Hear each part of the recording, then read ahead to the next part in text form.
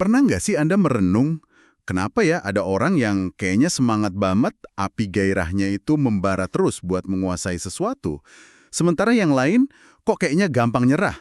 Hmm, Nah, energi dan komitmen ini, menurut Daniel Coyle di buku The Talent Code, itu kunci kedua loh setelah latihan mendalam yang kita bahas sebelumnya. betul. Hari ini kita mau coba bongkar bagian keduanya bukunya, pengapian. Iya, jadi fokus kita kali ini, gimana sih sumber api motivasi ini?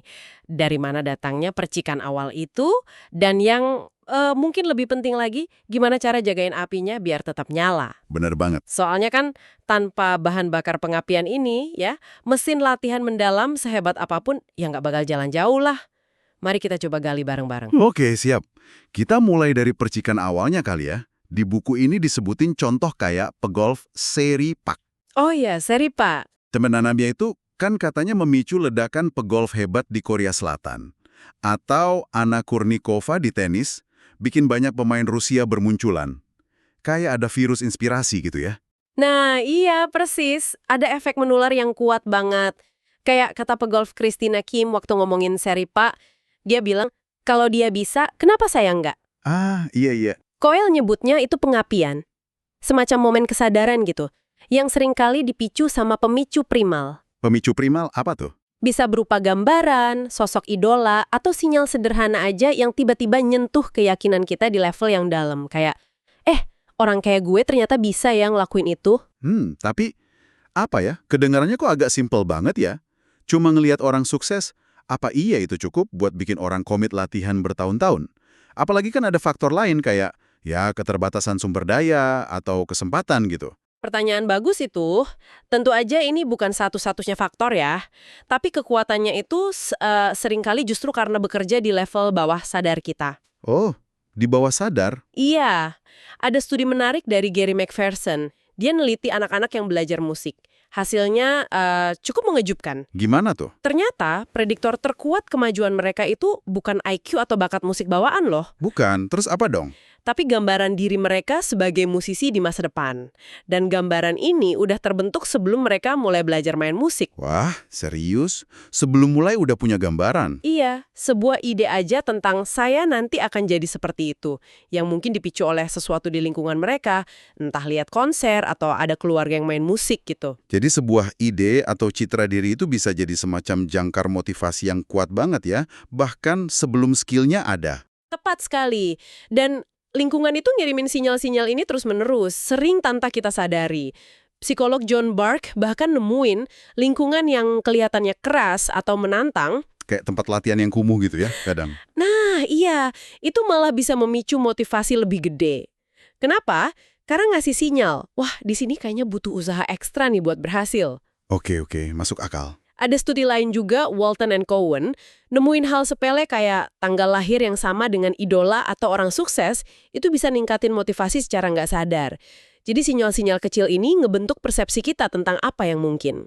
Oke, jadi percikan awal itu penting, pemicu primal tadi, tapi gimana cara jagain apinya biar terus nyala buat ribuan jam latihan? Nah, contoh tim bisbol Little League dari Curaçao di buku ini menarik banget nih. Ah, ya, Curaçao, itu contoh klasik. Pemicu mereka jelas banget kan. Home run spektakuler dari Andrew Jones, pahlawan lokal mereka, di World Series 1996. Ratusan anak langsung daftar bisbol setelah itu. Betul, tapi yang bikin Curaçao beda, kesuksesan mereka itu awet, bertahan lama. Beda sama misalnya Aruba, mereka juga punya pemicu, pitcher Sidney Ponson. Oh ya, Aruba juga punya? Iya, tapi momentumnya nggak bertahan lama kayak di Curaçao. Kuncinya yaitu tadi, apa yang mereka lakukan setelah percikan awal itu. Lingkungan yang mereka bangun secara sadar. Lapangan Frank Curiel di Curaçao itu kan katanya sederhana ya tempatnya, tapi penuh sama sinyal. Justru itu, sederhana tapi kaya makna. Ada piala di mana-mana, foto pahlawan lokal, siaran radio pertandingan, bahkan ada hierarki pemain yang jelas. Dari senior yang udah pernah main di LLWS, sampai anak-anak kecil yang nonton di pinggir lapangan. Jadi kayak ekosistem aspirasi gitu ya, yang terus-menerus ngirim pesan, lihat nih, ini mungkin kok. Kamu bisa jadi bagian dari ini. Jadi bedanya antara percikan sesaat sama api yang awet, itu di pemeliharaannya ya. Tepat sekali. Dan pemeliharaan itu nggak cuma soal lingkungan fisik, bahasa yang kita pakai sehari-hari itu juga alat pengapian yang kuat banget. Bahasa maksudnya gimana? Risetnya Carol Dweck di sini relevan banget. Dia nemuin kalau kita muji anak karena usaha kerasnya, bukan karena pinternya atau bakatnya. Oh, ini yang soal growth mindset itu ya? Nah, iya itu dia. Kalau dipuji usahanya, mereka cenderung lebih tahan banting pas ketemu kesulitan. Nggak gampang nyerah. Dan hasilnya, performa mereka malah meningkat. Saya ingat ini ada kaitannya sama konsep myelin yang dibahas di bagian pertama buku ya. Gimana presisnya hubungan bahasa ini sama proses biologisnya? Koneksinya langsung. Myelin, si selubung saraf ibrokan, tumbuhnya sebagai respons terhadap usaha dan pengulangan, alias latihan. Oke. Jadi pas kita muji usaha, wah kamu kerja keras banget ya buat ini. Kita itu secara nggak langsung mengakui dan ngedorong proses biologis pembentukan keahlian itu. Sebaliknya, kalau kita muji bakat, kamu emang berbakat banget, itu bisa bahaya. Bahayanya gimana? Karena kesannya kayak hasil itu datang tanpa proses. Jadi pas susah dikit mikirnya, oh mungkin gue emang nggak berbakat di sini, terus nyerah. Makanya banyak pabrik bakat top dunia itu pakai bahasa yang menekankan perjuangan. Contohnya? Kayak di klub tenis Spartak Rusia, mereka pakai kata berjuang, borotsia. Di Curacao, mereka fokus ke langkah bayi, progresa. Mentor Z-Boys, Kip Engblom, malah pakai frasa-frasa pendek yang menantang buat memacu atlet skateboardnya. Intinya afirmasi terhadap perjuangan itu yang nyalain api. Pujian kosong nggak ngaruh. Wah, menarik banget. Terus ada contoh sekolah KIPP juga kan ya? Knowledge is Power Program. Ini nunjukin gimana pengapian itu bisa kayak direkayasa secara sistematis. Betul sekali, terutama buat anak-anak dari lingkungan yang mungkin kurang pemicu alami ya. KPP ini kayak nyiptain dunianya sendiri yang koheren banget dan kaya sinyal positif. Semuanya ngirim pesan yang sama gitu ya? Iya, mulai dari slogan kerja keras bersikap baik, terus rutinitas harian yang presisi banget, cara jalan, duduk, ngomong, penekanan terus-menerus ke tujuan akhir yaitu kuliah, sampai rasa kebersamaan kelompok yang kuat banget. Kayak dihipnosis gitu siswanya, biar ngebangun identitas dan motivasi baru yang kuat. Wah, ini artinya implikasinya lumayan dalam ya? Berarti motivasi sama gairah itu bukan sesuatu yang sifatnya ada atau nggak ada gitu aja dalam diri kita ya, tapi sesuatu yang bisa dipicu dan dipupuk secara aktif.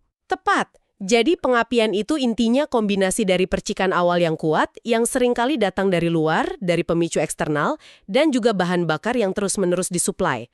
Bahan bakar ini datang dari lingkungan yang kaya sinyal positif, dan juga bahasa yang kita gunakan, yang secara konsisten menghargai proses dan usaha. Ini bukan sihir, tapi sebuah sistem yang bisa kita bangun. Ini ngajak kita buat ngelihat lingkungan kita sendiri pakai kacamata baru nih. Coba deh Anda perhatikan, sinyal apa aja sih yang Anda terima setiap hari? Ada nggak pemicu-pemicu tersembunyi yang bisa Anda manfaatin? Atau sebaliknya, ada sinyal negatif yang mungkin perlu Anda ubah buat nyalahin lagi api belajar Anda? Dan mungkin sebagai pertanyaan penutup buat direnungkan, setelah kita paham mekanisme pengapian ini, kira-kira perubahan kecil apa sih yang bisa Anda lakukan? Entah di lingkungan Anda, atau dalam kata-kata yang Anda pakai, baik buat diri sendiri maupun orang lain, yang mungkin bisa jadi saklar buat nyalain atau ngidupin lagi motivasi, terutama pas perjalanan menguasai sesuatu itu terasa berat dan mendaki.